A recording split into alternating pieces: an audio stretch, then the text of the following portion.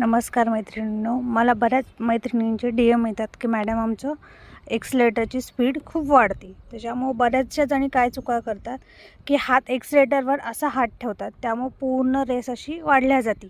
त्याच्यामुळे ही चूक करायची नाही. ही चूक केल्यामुळं काय होतं, पूर्ण एक्सलेटरची स्पीड अशी फुल दिल्या जाते. त्याच्यामुळे काय करायचं, एक्सलेटरवर हात ठेवताना असा हात नाही ठेवायचा. असा हात ठेवल्यामुळे पूर्ण रेस वाढल्या जाते.